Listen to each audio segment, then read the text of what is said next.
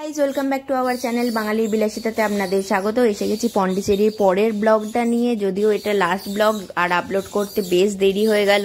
তো এটা পন্ডিচেরির একটা বিখ্যাত ক্যাফে দেশ আর্টস। মোটামুটি যারা পন্ডিচেরি আসে এই ক্যাফেটার সামনে ছবি তুলবেই, তো ইনস্টাগ্রামে একটু ঘাটাঘাটি করতেই আমি পেয়ে গেলাম এই ক্যাফেটার হদিস। তো চলে এলাম, কিন্তু এসে গেছিলাম মঙ্গলবার, আর মঙ্গলবার এই ক্যাফেটা বন্ধ থাকে।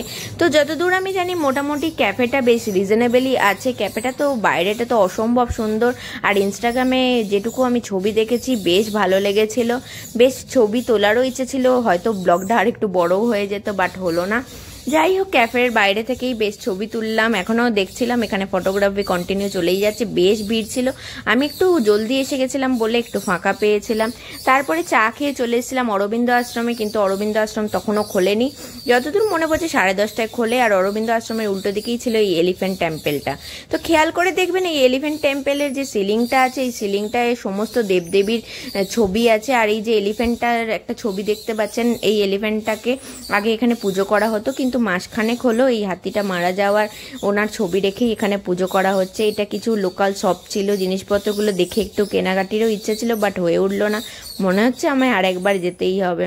তো তারপরে আমার বাসে আর একটু দেরি ছিল, তো কি করব ভাবতে ভাবতে আমি চলে এসেছিলাম পুদুচেরি মিউজিয়ামে।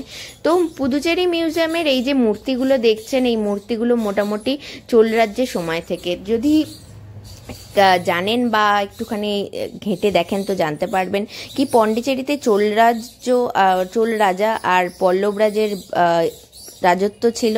তারপরে এটাকে দখল করে নেয় ফ্রেঞ্চরা, আর তারপরে ইংরেজরা। তো ফ্রেঞ্চরা এখানে ইউজ করতো এই শহরটাকে মোটামুটি বাণিজ্যের জন্যই। তো বাণিজ্যের জন্য ইউজ করার জন্য এই শহরটা বেশ ডেভেলপড। তো এই শহরটার পুদুচেরি মানে হচ্ছে তামিলে হচ্ছে নিউ সিটি। এই যে রিক্সাটা দেখলেন, এই রিক্সাটা করেই সবাই বেশ ঘোরে। তো তারপরে আমি চলে এলাম রক বিচের কাছে। তো এখানে একটা ক্যাফে থেকে আমি একটু চা আর একটুখানি ব্রেড স্যান্ডউইচ খেয়ে নিলাম। তো তারপরে আবার ফেরার জন্য অটো করে নিয়েছিলাম, আবার হোয়াইট টাউনের মাঝ দিয়েই যাচ্ছিলাম। ফিরতে তো বিন্দুমাত্র ইচ্ছা ছিল না, কিন্তু কি আর করা যাবে, ফিরতে তো হবেই। তো এই অরবিন্দ আশ্রমে আমি আবার এসে গেছি। তো কারণটা বলি, কারণটা হলো আমার বাস ছিল আরও 1 ঘন্টা লেটে, যেটা আমি খেয়ালই করিনি।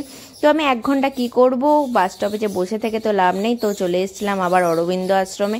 তো ভেতরটা তো অসম্ভব সুন্দর, আর আমি একজন বাঙালিকেও পেয়ে গেছিলাম, বেশ ভালো লাগছিল গল্প করতে।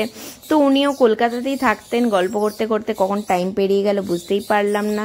যদিও আরেকটু থাকার ইচ্ছা ছিল, আর ভেতরে ফটোগ্রাফি অ্যালাউড নয়, যেটার জন্য আমি কিছুই করতে পারিনি। তবে একবার ভেতরে চলে গেলে মনেই হবে না যে আমি একটা শহরের মধ্যে আছি। আর আসার সময় বেশ সুন্দর আমি একটা সানসেট উপভোগ করতে করতে এলাম। মাঝিরা মাছ ধরছে, নৌকা চলছে, অসম্ভব সুন্দর লাগছিল। পন্ডিচেরির অভিজ্ঞতাটাই আলাদা। আমি রিসেন্টলি মাইসোর থেকেও ঘুরে এলাম। মাইসোরের ব্লগ খুব তাড়াতাড়ি আসছে।